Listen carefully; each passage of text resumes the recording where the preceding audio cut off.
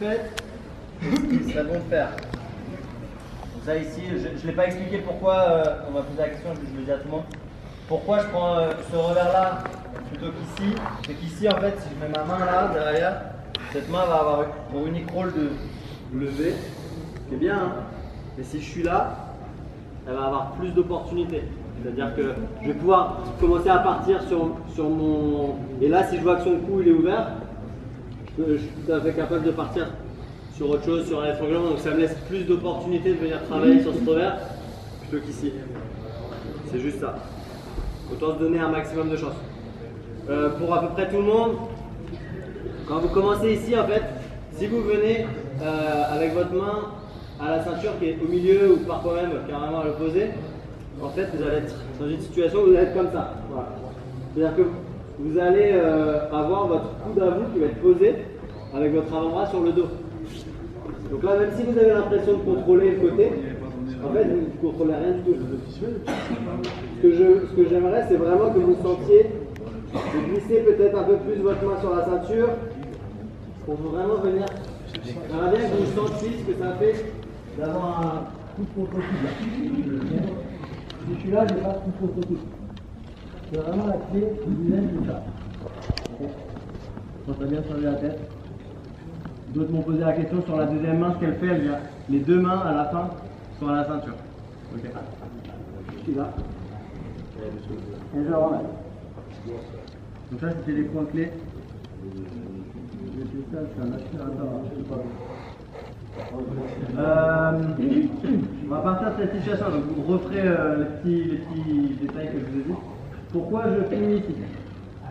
Pareil, ce qui est dommage dans cette technique, c'est que si on fait tout ça et qu'à la fin on se fait prendre la jambe, bah, on aurait usé pas mal d'énergie pour rien et après faire un dégagement de jambe, c'est pas impossible, hein, mais autant ne pas avoir de dégagement de jambe à faire. Je vais vous montrer quelque chose qui est à 100% efficace pour ne pas se faire prendre la jambe. Okay. L'idéal c'est que vous veniez derrière seulement.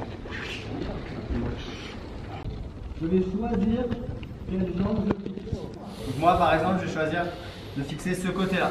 Okay. Donc je vais commencer par garder cette jambe là pour lui fixer le genou. Et mon autre jambe va venir ici se glisser en haut et surtout devant mon pied. Okay. Au niveau de la hanche là. J'appelle ça un peu l'essuie-glace. Une fois que je suis là, essayez de me prendre la jambe.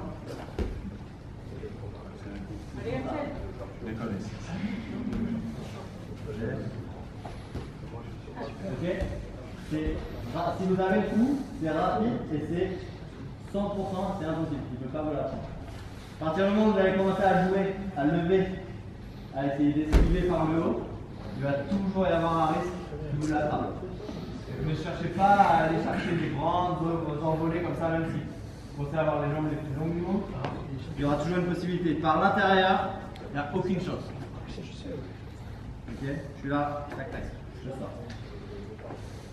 Et vous verrez que l'on a besoin, parce que ce renversement peut même le faire pendant que j'éjecte. On peut déjà venir placer ses jambes, ça fait qu'on réduit encore plus la possibilité de se faire prendre la jambe. Ok. Reprenez depuis le début avec les points clés, arrivez sur cette situation-là et chacun essayez un petit peu là, ces essuie-glaces. À droite à gauche, généralement vous allez avoir un côté où vous allez vous sentir un peu mieux. Pas ça, je remonte, mais pas ça. Je sais qu'il y en a qui sont pas souples et qui vont faire ça. Ça, c'est pas vous. Il faut vraiment essayer de venir devant le pied là. Ok. Et après, demandez à votre partenaire, quand vous vous sentez bien, comme vous l'avez fait plusieurs fois, demandez à votre partenaire d'essayer de vous attraper la jambe, vous allez voir que c'est 100%. Essaye. Et après, on revient et on continue.